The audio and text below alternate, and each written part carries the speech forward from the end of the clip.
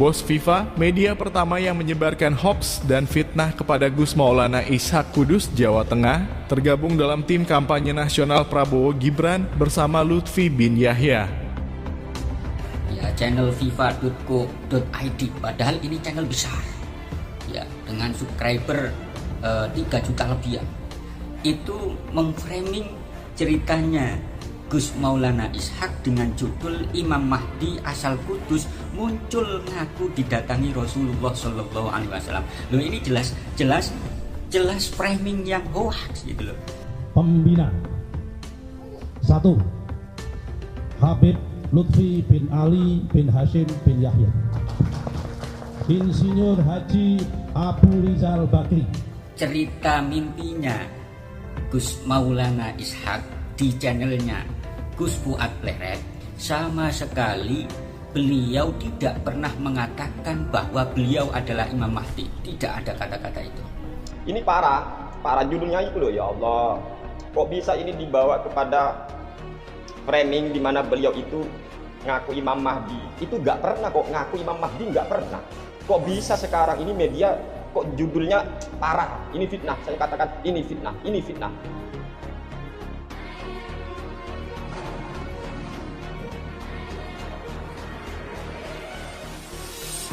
Sudah kita duga sebelumnya bahwa mubahalah tunggal yang dilakukan Gus Maulana Ishak di pesantren Gus Fuad Pleret, Bantul, Yogyakarta, ke depan akan menimbulkan masalah yang cukup dahsyat yang akan mengguncang perjuangan kita dalam melawan feodalisme kaum Habib keturunan Ubaidillah yang selama ini mengaku di mana-mana bahwa mereka adalah golongan keturunan Rasulillah. Sebelum kita membahas hoax dan fitnah media besar sekelas FIFA, yang mana bosnya adalah salah seorang pembina tim kampanye Prabowo Gibran, kita lebih dulu ingin mengatakan, dan ini sekaligus sebagai teguran tanda cinta terhadap Gus Fuad dan juga Gus Maulana Ishak, bahwa kita sangat tidak setuju dengan tindakan mereka menyampaikan di depan media tentang mimpinya bertemu Rasulillah. Apalagi kemudian sampai melakukan mubahalah tunggal karena ada ketidakpercayaan dari publik terhadap apa yang telah disampaikan.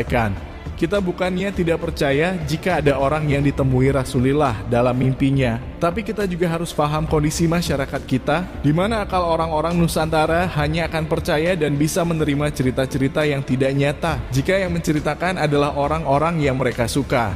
Sementara jika cerita tidak nyata tersebut diceritakan oleh orang yang tidak mereka suka atau bahkan dalam kategori orang yang dibenci oleh mereka, maka sudah pasti cerita tersebut akan didustakan, bahkan akan menjadi bahan hinaan, dan lebih dari itu bisa menjadi bahan untuk menjatuhkan.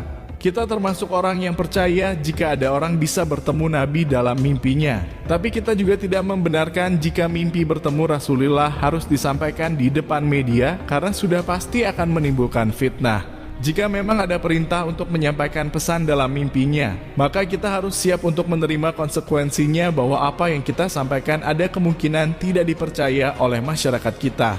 Dan jika kita sudah tahu akan konsekuensinya, maka kita tidak perlu memaksa orang lain supaya percaya, apalagi sampai melakukan mubahalah, karena itu hanya akan menjadi fitnah seperti kejadian yang sudah-sudah. Ketika muncul konten mubahalah dari Gus Maulana Ishak yang difasilitasi Gus Fuad, kita sudah merasa bahwa akan timbul masalah ke depannya.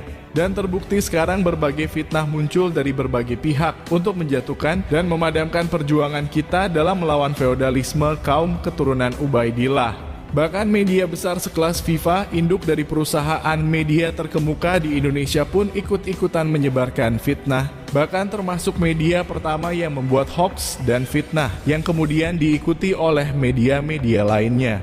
Kemarahan kita terhadap media FIFA di sini jelas. Kalian sebagai media besar telah membuat berita hoax dan fitnah, dan kemudian kalian sengaja menyebar luaskannya. Sementara di luar sana ada kasus besar pembelokan nasab dan pemalsuan makam Panglima Perang Kesultanan Jogja yang dilakukan oleh Lutfi bin Yahya. Media kalian sedikit pun tidak pernah memberitakannya.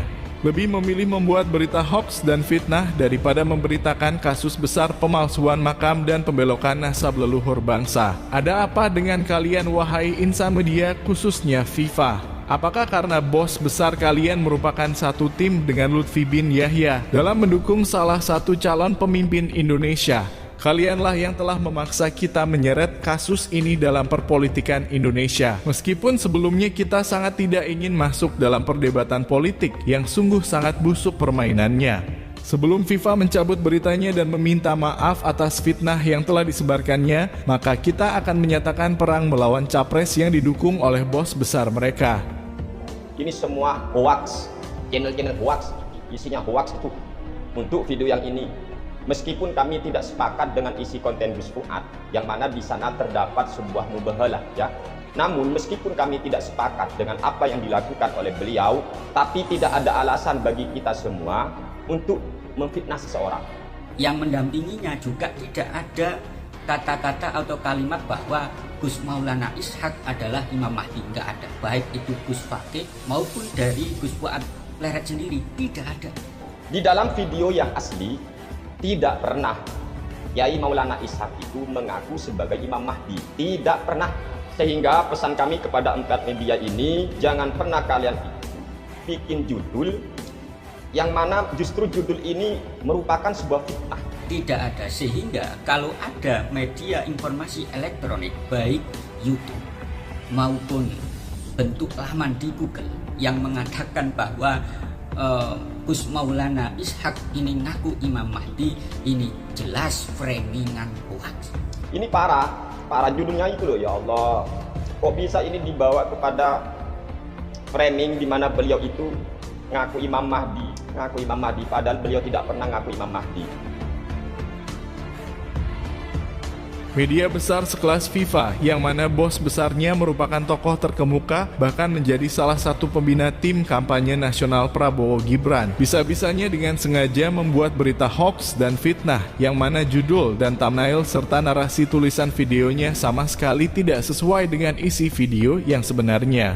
Media besar yang nama perusahaannya mengudara di Bursa Efek Indonesia, ternyata kualitasnya seperti media receh yang selalu memframing lawannya ketika mereka sudah kalah dalam perang adu data dan fakta. Maka jangan salahkan kita jika akhirnya kita membuat kesimpulan dengan sendirinya bahwa apa yang kalian lakukan menfitnah saudara kita yang berseberangan dengan Lutfi bin Yahya adalah bentuk perlawanan picik karena bos besar kalian berada dalam satu tim dengan Lutfi bin Yahya, sehingga kalian sebagai anak buahnya otomatis memposisikan diri sebagai pihak yang berseberangan dengan kita.